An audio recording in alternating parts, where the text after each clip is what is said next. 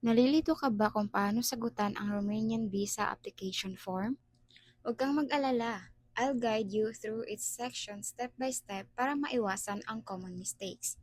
Hi everyone, I'm Irene. I recently went through my Romanian visa application, and in this video, I'll show you how I filled out my application form. This is based on my own experience, so always double check with the Romanian Embassy's latest requirements. I'm sharing this based on my own experience. Embassy requirements may change, so always verify the latest instructions before submitting your application. I recommend sa pag-a-apply ay gamitin nyo yung laptop, hindi yung cellphone. Kasi pag cellphone lang, medyo mahirapan kayo. I-search nyo yung website nila, evisa.may.com. Pag open nyo sa website, ito yung makikita ninyo. Meron dyang apply for a visa. Yan yung i-click nyo. Click apply. And ito na yung susunod na makikita nyo. Basahin yung maigi ang terms and conditions dyan. Dyan kasi ina-explain nila kung anong size ng document ang pwede i-upload, parang ganun. After that, kailangan nyo munang gumawa ng account using your email and password. Sundan nyo lang kung ano yung hinihingi. Kagaya nito, kailangan lang kopyahin kung ano yung nakasulat sa taas. Tapos, next nyo lang. At ayan, na-create na. Your visa application file was successfully created. Once na-create na, nag-send na sila ng file number sa Gmail. Kopyahin nyo lang to and i-fill out doon. Take note na iba-iba tayo ng file number. Baka kopyahin nyo talaga to. Hindi to yung file number nyo, okay? After sa password, kopyahin nyo din kung ano yung nakasulat, yung bold letters sa baba. After nun, pwede nyo na siyang i-next. Piliin nyo lang yung long stay visa. And then, next. Tinry kong mag-fill out using my phone and unfortunately, hindi talaga siya gumagana guys. Kaya hindi ako nag-apply dito Tinry ko lang talaga siyang i-open para sa inyo. And kahit anong gawin ko, pabalik-balik lang ako ng ganyan. Hindi siya nag-go through. I don't know what's wrong. Siguro sa server nila. And that's why sinasabi ko sa inyo, itry nyo sa laptop. Wala kasi akong laptop Kaya, unfortunately, hindi siya gumagana. Sa nakikita nyo, before you begin, in order to be able to apply online, you must have a valid email address. Use a computer which fulfills certain technical requirements. See, computer or laptop, hindi cellphone, kaya hindi siya gumagana sa cellphone. Ito yung uploading parts of the documents kung saan ipang-upload mo yung mga documents na meron kayo dyan. And since hindi siya gumagana, no, proceed tayo dun sa pag-fill out ng form, ng visa form. Kapag nag-a-apply na kayo, ito yung makikita nyo. 4 pages yung visa form nila. Okay, so I'm gonna guide you like from 1 to 46 kung ano yung ilalagay nyo dyan. Baliktad muna natin. Baliktad ba? Okay. Ay, nawala. Okay, so, personal data controller. So, parang ano din siya. Alam mo yung resume nyo kapag nag-a-apply kayo ng trabaho. Parang ganito yun. Kaso, nag-a-apply kayo for visa. And then, first, we have here 3/4 photo. So, kailangan yung magpa-picture ng passport size, which is ang 3/4. Okay, yan yung measurement niya. Ilagay nyo dyan, ano mo yun, idikit. Ipapilit kasi yan sa Bisaya Ilagay nyo dyan, and then, isang photo. And, nakalagay doon, huwag masyado yung edited. Alam mo yung hindi na makilala yung mukha mo. Dapat, yung ano talaga, yung basta hindi sobrang edited. Parang kung tingnan mo yung picture, mukha mo pa din yung nakikita mo. Hindi nag-iba, hindi bigla tumangos ilong mo, biglang lumaki yung ano mo. Parang ganun. Dapat yung picture na ilagay nyo dyan, yung mukha nyo talaga, yung kamukhang kamukha. Hindi yung, kasi maraming chat GPT Kapag chinat GPT nyo yan, and nag-iba yung mukha nyo dyan, ako baka hindi tanggapin. So, dapat make sure na kapag pumunta kayo ng Photoshop ba yun? Pag pumunta kayo doon, sabihin nyo, wag masyadong i-edit. Siguro, ayusin lang yung buhok, ayusin lang yung kung may nakatabing sa mukha, or para hindi maputla, mag-lipstick ng konti, parang ganun.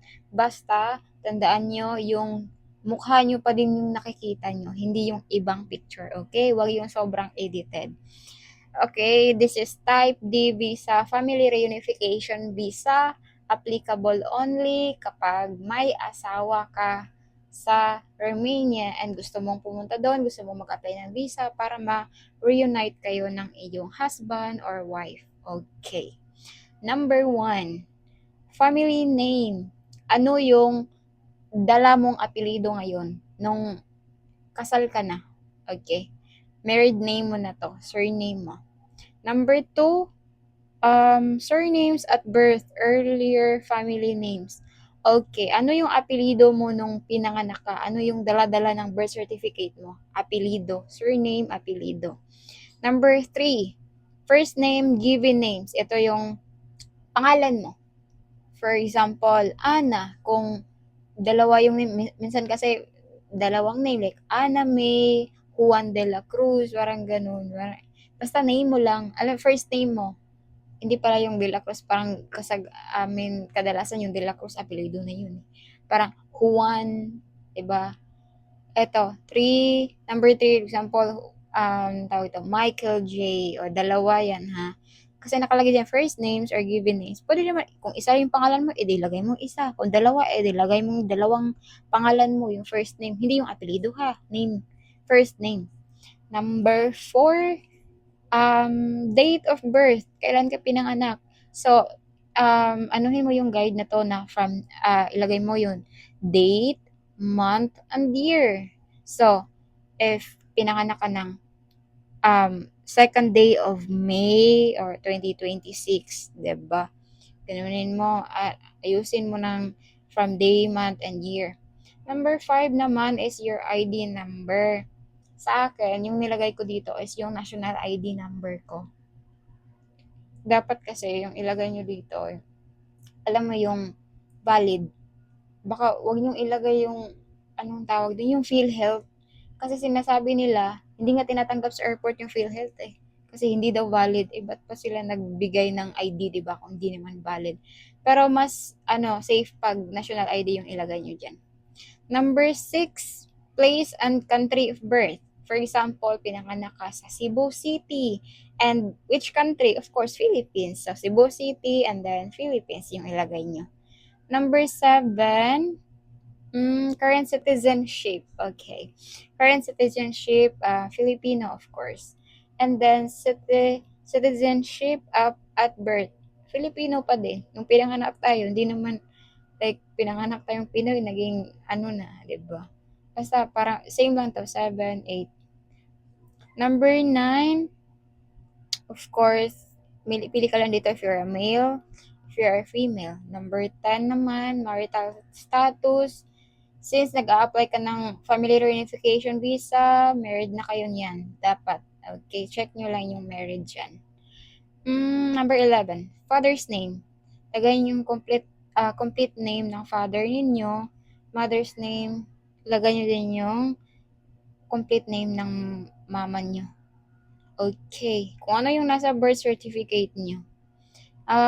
Type of passport, check nyo yung national passport. Number 14, check nyo lang dyan.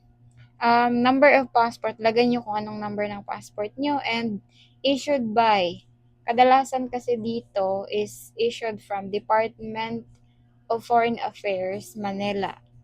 Pero check nyo pa din kung ano yung nakikita nyo sa passport nyo. Nasa first page yon. Okay? Nasa first page yung nakalagay na ang passport number, issued by, and then number 16, date of issue, nandun din yan sa passport nyo. Kopyahin nyo lang. Ganun din ulit yung sequence like day, month, and year. And then, valid until kailan yung expiration ng passport nyo. Day, month, and year din sa number 17. Okay, number 18 na tayo. If you reside in the country other than Your country origin, do you have the permission to return to that country? Kung nandun ka sa ibang bansa,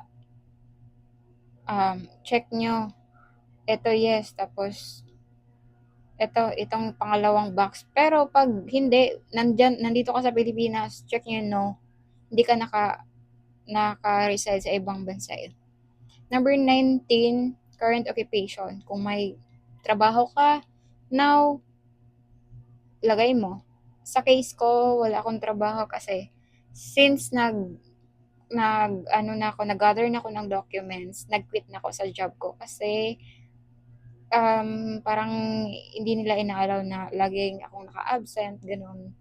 Parang ganun, sobra na yung pagiging absent ko. Charot. Number 20 naman,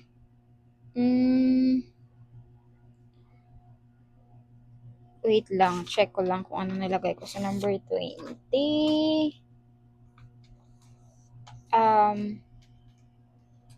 Ano ba nakalagay dito? Employer and employer's address. Ay, oo, pala. Kung may trabaho ka nung employer's address, ganon. Ilagay nyo dito. Kung nag-aral ka pa lang, lagay nyo din yung address. And number 21, main destination, of course, Romania. Number 22, number of entries requested. Single entry lang po yung inaano natin. Kasi gusto natin mag-reside na doon kasi mag-reunite na tayo sa ating husband or wife, diba?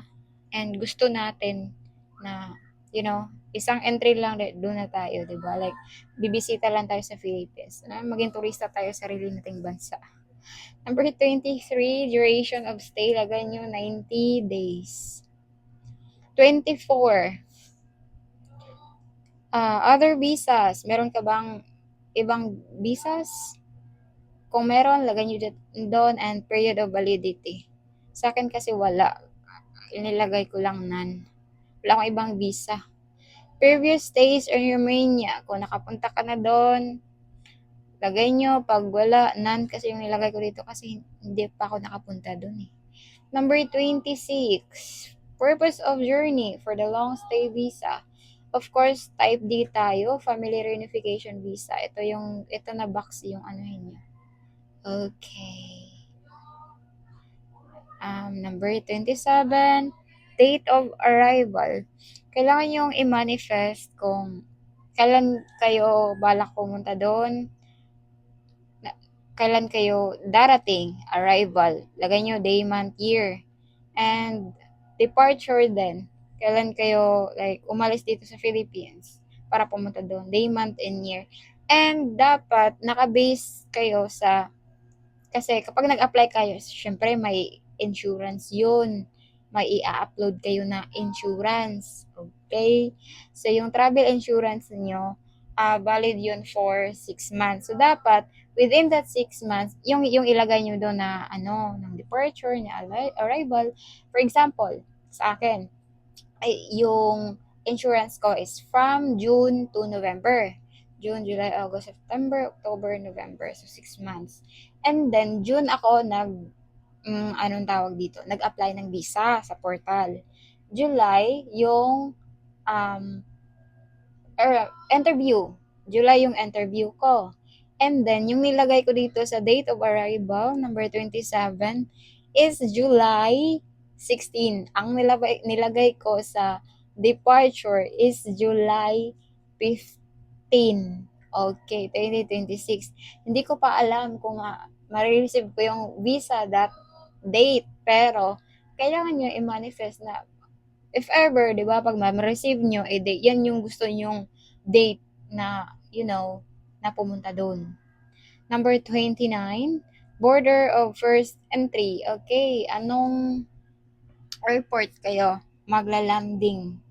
Sa akin, yung nilagay ko dito, kung sa capital city, Bucharest, Romania, lagay nyo. And sa akin kasi is Cluj-Napoca. Number 29. Number 20, 30. After 29, 30. Means of transport, Of course, airplane. Kung gusto nyo magbarko kayo. Pero sobrang layo naman. Pwede ba yun? Hindi, ewan ko. Airplane nyo lagay dyan. Number 31, name of host or company in Romania, the contact person, if the in the host company, if not applicable, please provide the name of the hotel or temporary address in Romania. Okay. So, host, sino yung pupuntahan nyo doon sa case natin since may asawa tayo doon. Of course, yung husband natin or yung wife natin if ever. Name ng wife, address, lagay nyo, telephone number, email address. Okay.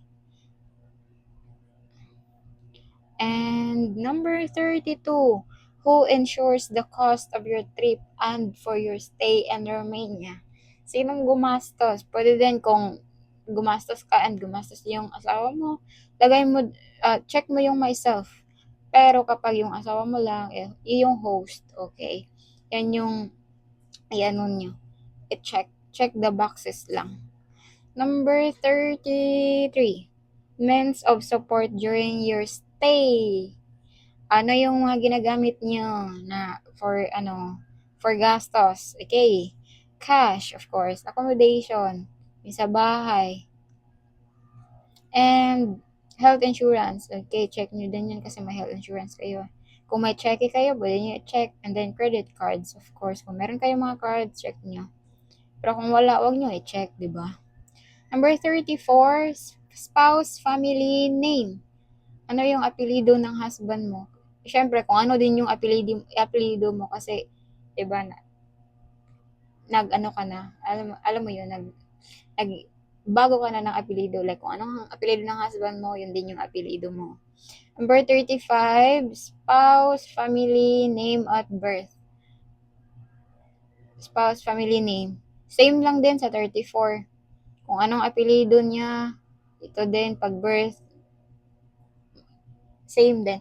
Meron kasi siguro sa mga cases na ganito yung nagbago ng apelido siguro, pero normally, same lang. Kung anong nilagay 34, yun din yung 35. 36.